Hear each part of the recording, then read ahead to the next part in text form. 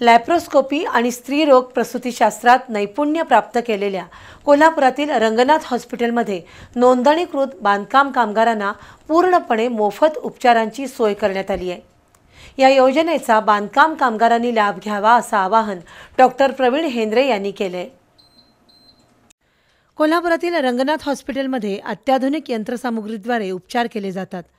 या हॉस्पिटलमध्ये 1991 साली लॅप्रोस्कोपीची पहिल्यांदा शस्त्रक्रिया झाली।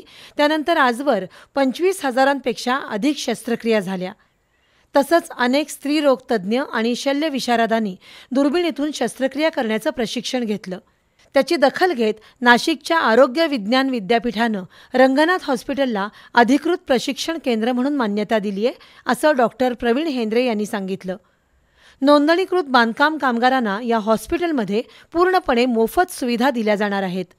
त्यामध्ये बांधकाम कामगारांच्या कुटुंबातील स्त्रियांसाठी पौगंडावस्थेतील समस्या, गरोदरपण, बाळंतपण, सिझेरियन, सरकारमान्य गर्भपात, वंध्यत्व चिकित्सा आणि उपचार अशा सर्व सेवा मोफत दिल्या जाणार आहेत। लाल बावटा विश्वकर्मा आरोग्य योजनेअंतर्गत या सेवा मोफत केल्या असून नोंदणीकृत बांधकाम कामगारांनी त्याचा लाभ घ्यावा असं आवाहन डॉक्टर प्रवीण हेंद्रे यांनी केले।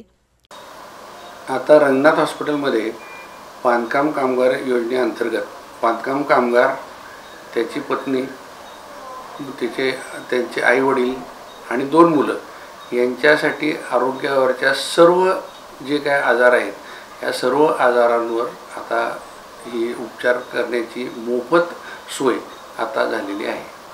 रंगनाथ हॉस्पिटलमध्ये बांधकाम कामगार आणि त्यांच्या कुटुंबियांसाठी मोफत योजना सुरू झाल्यानं बांधकाम कामगारांमधून समाधान व्यक्त होतंय। या रुग्णालयात चांगली रुग्णसेवा मिळत असल्याचं बांधकाम कामगारांनी सांगितलं। मी बांधकाम कामगार आहे।